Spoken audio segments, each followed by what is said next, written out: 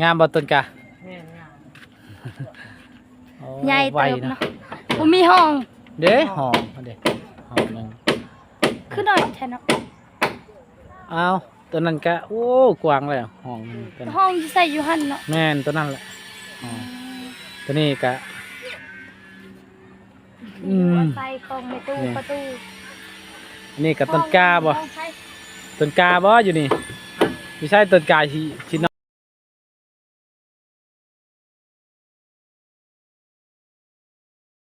เนาะเปิดคลิปเปิดภาพมากะเมื่อนี้กะมาพบมาพอกับบ่าวบุญคงคือเก่านะพ่อแม่พี่น้องตอนนี้เฮากะอยู่ที่เฮือนซานลาดเป็นน้องต้นกาคือเก่านะพ่อแม่พี่น้องวันนี้เฮากะอัดสิมาถ่ายทำอัปเดตให้เฮือนซานของน้องต้นกานี่แหละพี่น้องมื้อนี้กะแล้วก้นมันเรียบไทยมันเรียบร้อยแล้วพี่น้องกะมีแต่ว่าสิมาอัปเดตเฮือนซานดาวว่าเป็นจังไดเนาะมาฮอดใส่แล้วสร้างเพิ่นเฮ็ดเนาะก่อนอื่นกราบทักทายสบายดีเด้อสบายดีและสวัสดีพ่อแม่พี่น้อง FC เมิดสุขุสุคนบ่ว่าอยู่ในและก็ต่างประเทศก็ยินดีต้อนรับเข้าสู่ช่องบ่าวบุญคงคือเก่าเนาะวันนี้เฮาก็ไปเบิ่งเฮือนลาวก่อนเนาะฮอดใส่แล้วเพิ่นเฮ็ดเนาะโอ้โธ่ไวแท้เนาะเพิ่นเฮ็ดกับโธ่นี่ก็ยังท่าไมโซล่าแล้วนี่ไมโซล่ากับสังกะสีสำเร็จเพิ่นเฮ็ดไวนี่ก็มากับน้องไซคือเก่าเนาะสบายดีเมื่อยแห้งก้นมาตรงนี้เก็บมันแบกเป่าเมื่อยปะเดี๋ยวไปซื้ออาหารเนาะฝุ่นตุดกาก็มาแล้วตรงนี้โดยก็มานี่โดยก็มาแต่ก้นมันแล้วโมเมนต์ก้นมันไทยมันแล้วก็มาพี่ละสิมาอัปเดตเนาะน่าใช่น่าไป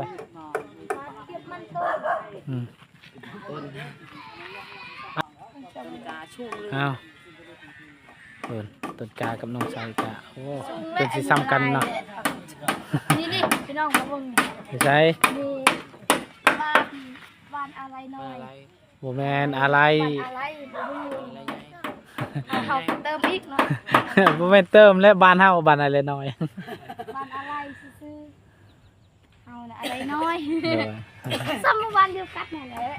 อะไรน้อยอะไรใหญ่น้อยอันนี้โบแมนบ้านอันนี้ก็บ้านแก่ไข่บ้านนกเป็นอะไรมื้อนี้ได้เงินจากพันแม่ตู้ให้บ่มีเงินเลยโดยคิดว่ามีเงินแบบซื้ออยู่ซื้อกินเลยซะเขาจะเศร้านี่พ่อก็ให้ตักแต่แม่เพิ่นว่าอยากกินมีเฮาก็เลยให้เพิ่นเขาบ่ได้กินมีอยู่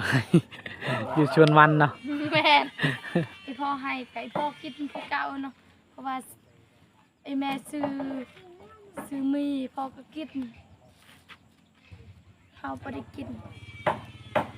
ได้มือไปต้นกาไปเบิ่งเฮือนขึ้นเบิ่งเฮือนไปโตสบายดีเด้อแม่ตู้ในมันเปียรับตัวกับลวกเปียรับลวกโอ้มันคืออะไรสักเรียกว่าขอช่วยเราช่วยยังไงตรวจจัดแท้เฮ้ยปลาไวเนาะโอ้นี่มื้ออื่นนี่กะ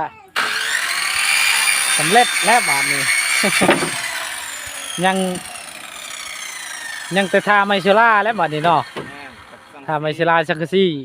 แล้วบาดนี้กับวงกบเนาะแล้วสบายดีเด้อโดยสบายดีโดยโอ้มันติ่งครับนอนนี่ใช่อยู่ห้องปะไม่ตู้พอตู้ได้ใช่นอนอยู่นอกนี่ปะ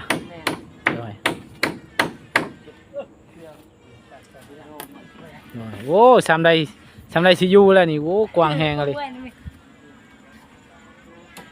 ปลาไหวเพิ่นเห็ด จักมืออะไรนี่3มื้อนี่บ่4บ่จักมืออะไรนี่ เก้ามื้อนี่ 9บ่คือว่าบ่ฮอดนะฮอดบ่ เก้าแล้ว เด้อโอ้ไวสิแล้วเลยเด้นี่เนาะ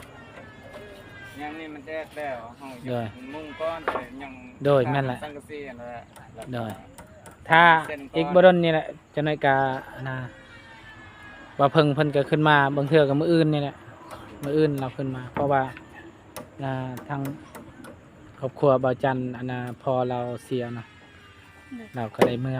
ขอแสดงความเสียใจนำเด้อ โดย พอเพิ่นเขาก็เห็นอยู่เพิ่นมาลงคลิป โดยเห็นอะไรมันก็คือว่าเลยเนาะเรื่องเจ็บไข้นี่ก็ เป็นได้ตลอด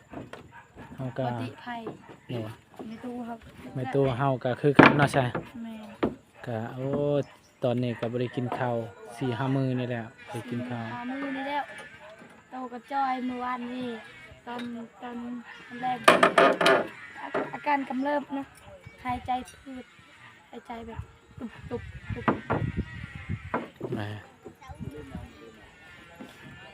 สะดวก แม่ อย่าชูจะดองเนี่ย ปล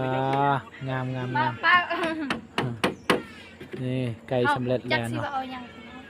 ให้ต้นตาเป็นเราเป็นบ่ค่อยปากปานใด ก็บ่เป็นหยังมันก็ปลาคือการเลยเนาะเฮาเนาะเป็นการอัน เจ้าก็เว้าคือค่อยเด้อติคือบ่เตรียมจะสัมภาษณ์เฮาเนาะบ่เตรียมเพิ่นก็เว้าค่อยสัมภาษณ์เจ้าสบายเพราะว่าหยังเพราะว่าค่อยขี้คร้านเว้าไปเรื่อยๆเจ้าคือบ่เป็นตัวอย่างคือค่อยสบายค่อยจึงสิบ่ได้เว้าหลายเนาะ เห็นวิชายังมื้อ คณิตศาสตร์ โดย ตอนแรกเนาะงาน โดย คณิตศาสตร์ เออ อาจารย์ก็เป็นไข้ โดย แล้วต่างว่าแทนที่อาจารย์ส่วนเพชรอีกไปละ อ๋ออัปเดตเฮือนสานอยู่ใช้ในประตูอยู่นี่ประตูบ่ แต่ว่าอยู่ นี่ นี่ นะ ประตูนี่นี่แหละ บ่อยู่นี่ประตู ประตูเลย แม่นอยู่นี่กับประตู ที่เพิ่นครัว ตัวนี้เลยจ้ะ ประตู โดยอ๋อ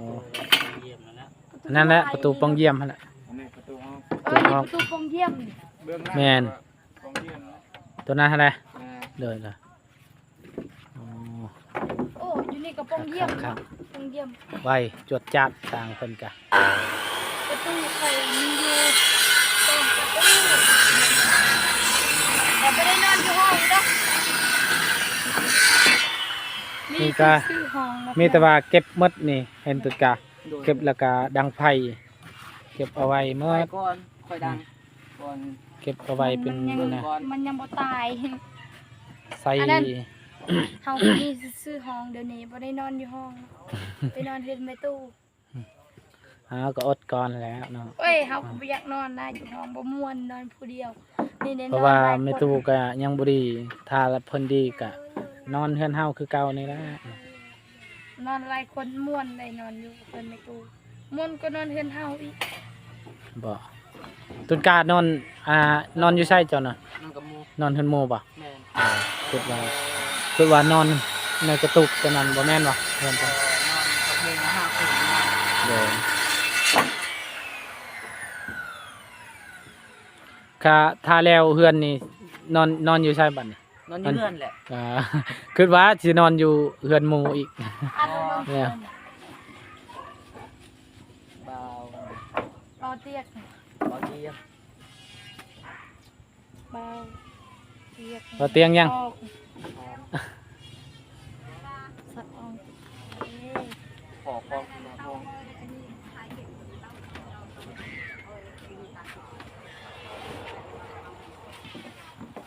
มองมาเก็บใส่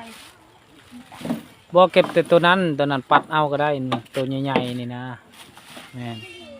ก็เอาไว้ดังไพ่อืมตัวใหญ่ๆก็เอาไว้ เก็บ แต่โตแกระถ้วยนี่แหละ เอาตัวน้อยๆนี่ดังไผ่บ่ตัวนั้นก็ดังไผ่ได้ใช่ แต่โตแกระถ้วยนี่ กระเด็นรวยๆนี่ ให้ผู้แกระถ้วยแปลว่าขี้ไก่นะ ครับไปเสร็จจ้าพอดีบ่เพิ่งมานี่ก็พอดีเราสั่งไมโซล่ามายังนี่แหละไมโซล่าแล้วก็จะเอาชักกะซีก่อนบ่เอาชักกะซีก่อนเนาะ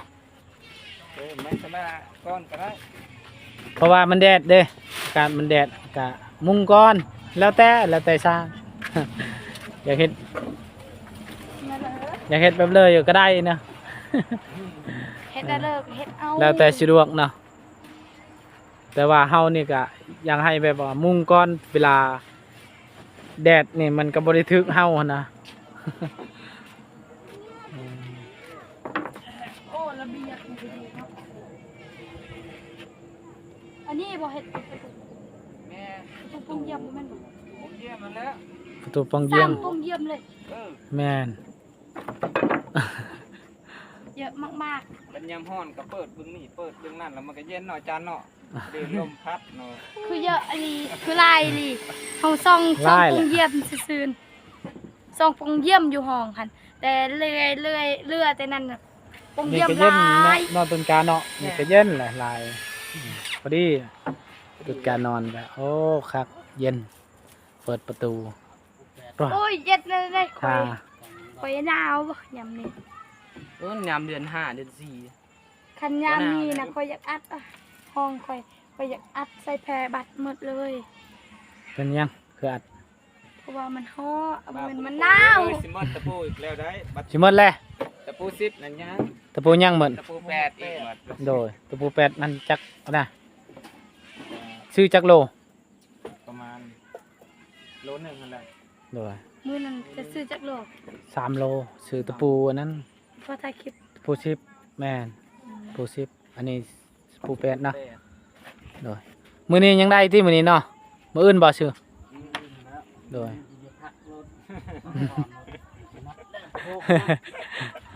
โอเคมื้ออื่นก็สิซื้อเนาะ สร้างก็หมดแฮง ซื้อแต่เช้าเลยเนาะมื้ออื่นเนาะโดย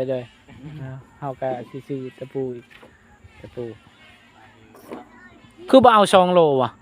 เอาโลนึงพอปะ เอา2โลก็ได้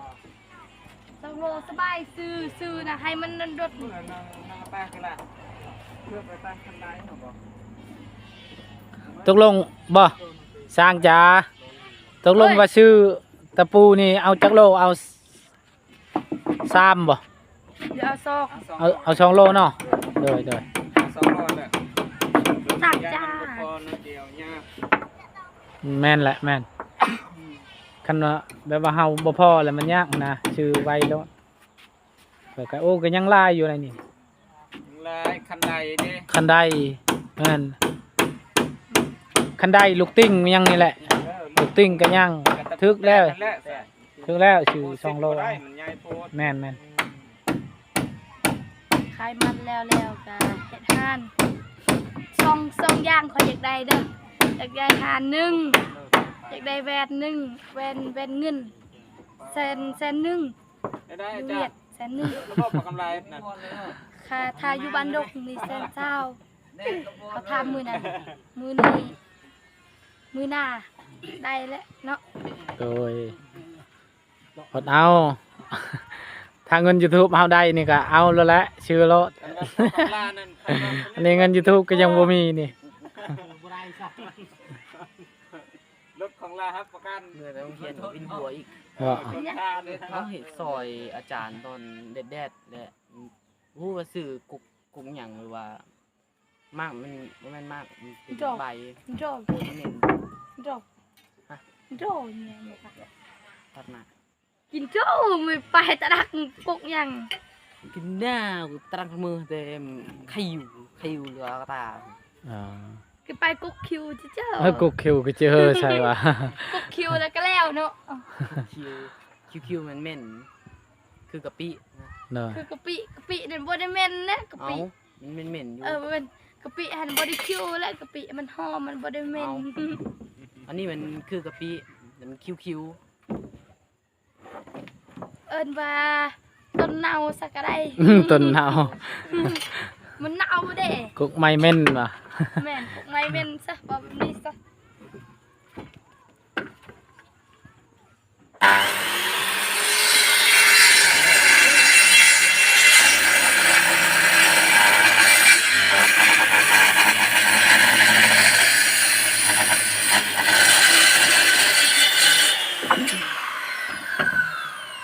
เรียบร้อยบาทนี้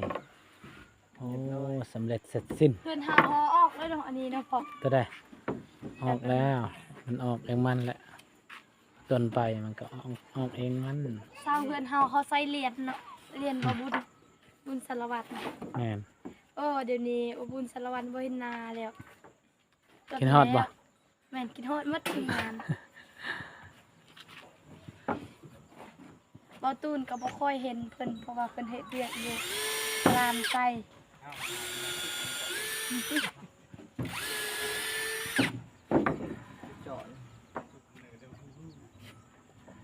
ก็ไปไต่หนูเจาะนั่นได้หนูมันแตกค่ะ อ่า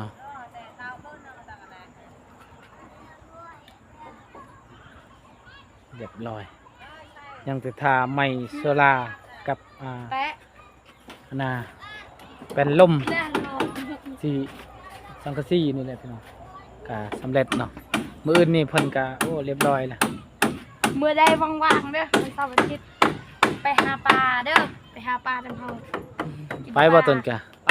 ไปสอนน้ำนองใสไปบ่ ไปจนถึงคืนก็ได้ อืมกันไปละมือว่างมือวันอาทิตย์มันยังเฮาสิไปชวนไปบ่กันไปละเฮา วันที่ไปบ่ได้ มันยังวันเสาร์นี่แหละ แม่ วัน นเสาร์ไปเลย วันอาทิตย์เจ้าถือพระเยซูเห็น แม่น โดยอ่า คือคริสเตียนของเขา โดย คริสเตียน คริสเตียนเนาะ แม่น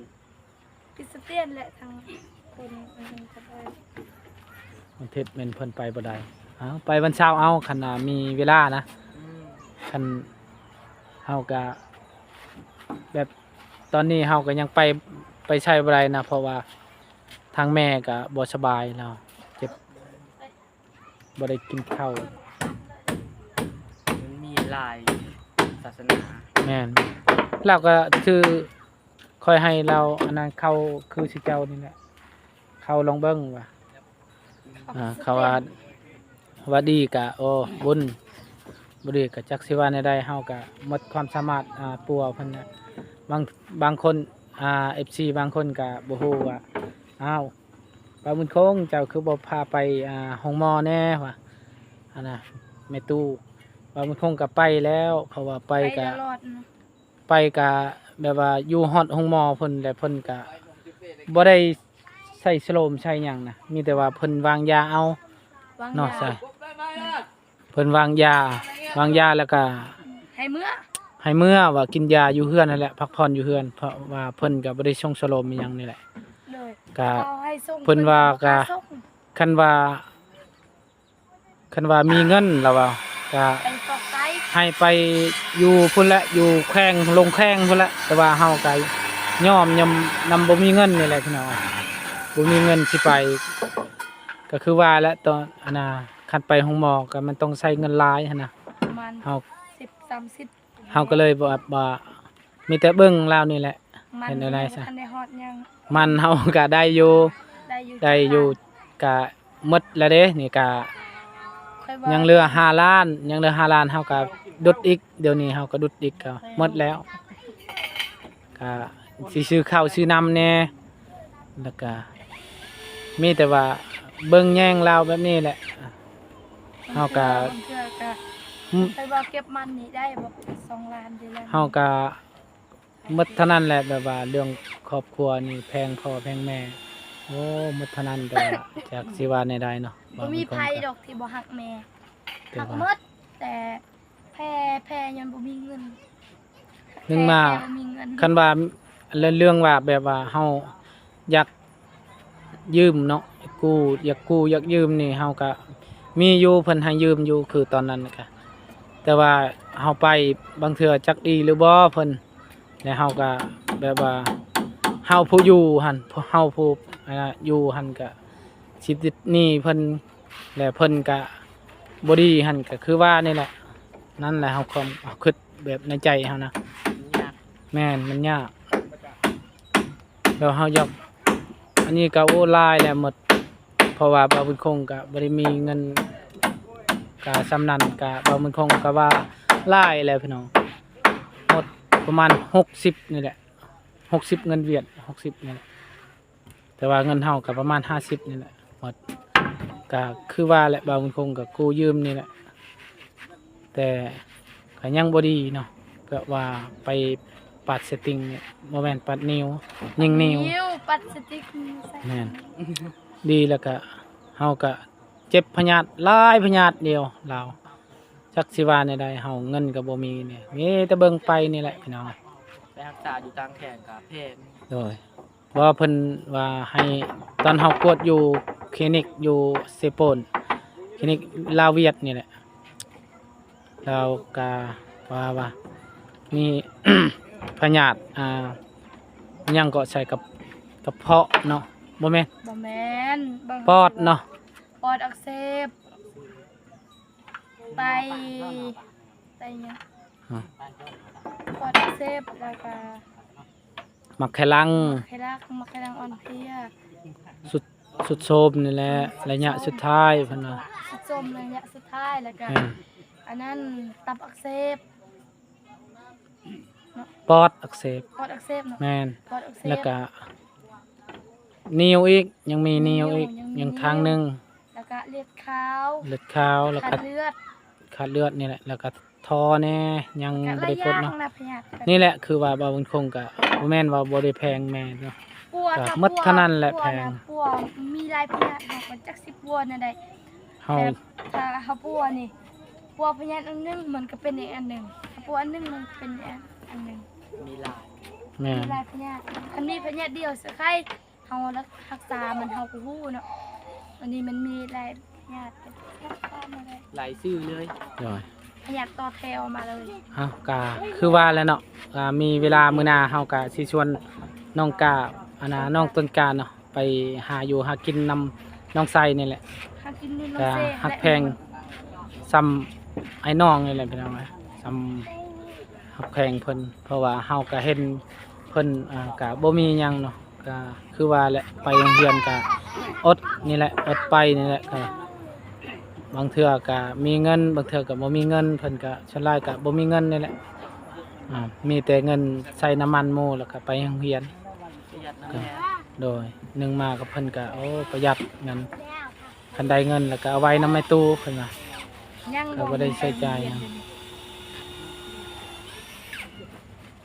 ที่เมื่ออาทิตย์นี้นี่แหละ โดย ยังเขาได้เหลือ แสนแสนนึง โดย แต่นี่ซื่อ โดยมีแต่ว่าสู้ๆนี่แหละต้นกามีแต่ว่าตั้งใจเรียนหนัง ๆ สือ ใส่ นี่ น้ำ แห มั ละ นหมูก็เส้นหนึ่งแล้วหมดแล้วบ่ได้ไปโรงเรียนแล้ว คือทางนาบ่าวนี่ก็มีแต่ว่าเป็นกำลังใจให้เนาะ โดยขอบใจหลาย ได้เฮือนได้ชาตินี่ก็โอ้ขอบคุญขอบคุณทางผู้ใหญ่เพิ่นที่ได้สดได้ซอย จนได้เฮือนได้ชานเพิ่นเนาะตั้งเริ่มต้นตั้งแต่เราก็เจ็บเนาะเราก็บ่ได้คิดหวังว่าสิได้เฮือนได้ชานแบบนี้ก็บ่ได้คิดว่าสิย่างคือหมู่คือครูเนาะคิดว่าสิเป็นแบบว่าอัมพาตนี่แหละพี่น้องนอนแต่ในเฮือนเนาะก็เห็นอยู่คลิปเพิ่นตอนนั้นก็เบิ่งทางคลิปเบาจันทร์อย่างนี้แหละเพิ่นก็โอ้ไปบ่ได้แล้วนี่ก็โอ้บุญแล้วที่ได้ ยั ย่าง ง บ่ เนาะ ได้เลยแต่นั้นเนาะ แม่ยังไม่ได้โอ้ตอนเป็นเดือนแรก เป็นหยังแต่เก่าเป็นไข้นี่ แม่เป็นไข้ห่อน โดย ไข้ห่อนแพงหลายปอตู้เขาก็บ่ฮู้ไปว่าบ่ฮู้สิซอยได้เพิ่นก็เอาน้ำเย็นนั่นแหละ โดย เพิ่นก็บ่ฮู้ว่ามันสิเป็นแบบนั้นว่า เขาว่าหยังก็ไปอันน่ะอยู่คลินิกมันหยังอยู่ห้องหมอนี่เพิ่นว่าหยังพยาธิหยังก็เจ้า เพราะว่าเป็นรอยเป็นช็อตเพราะว่าบ่มีพยานหยังก็เป็นช็อตแบบว่า โดย เฮาห่อนแฮงแหละเฮาแบบว่ามันคือเล็กห่อนแฮงแหละเฮาเอาไปจุ่มน้ำ โดยจักเดือนเจ้านอนอยู่เฮือนแบบว่านั่น สอง โชว์นี่2 เดือน แม่น ย่างบ่ได้เลย แม่ เขา น ทำแน่ โดย และผู้ดูเพิ่นเฮ็ดหยังออนไลน์ โอ้เห็นแต่ว่าผู้ดูเพิ่นกับบ่ฮู้คือกัน เพิ่นเอาน้ำเย็น ก็จักสิว่าแนวใดแบบเงินค้ำก็บ่มีเนาะก็คือว่าแหละฮะ ม หรือว่าพอดูเพิ่นก็เอาน้ำเย็นและทางแพทย์เพราะว่าเอาบ่ได้น้ำเย็นถ้าแบบว่าเฮาค่อยเอาน้ำร้อนขี้ไข่แบบว่าเอาน้ำเย็นมันสิช็อตเลย โดย ร้อนแห้งแล้วเฮาเอาน้ำเย็นหลายแล้วนั่นบ่ได้ แล้วพอตัวเอาน้ำเย็นเนาะ แม่นปวดเอา เยอะ โดย มันเอาแล้วก็เป็นเลยเนาะ ย่างเพราะว่ายังตื่นตอนเช้าแหละแบบว่ามันวินหัวหลายแบบว่าสิย่างไปไหนไปใส่ไปนอกไปว่าไปมึงไปเหี่ยวเหมือนกัน และ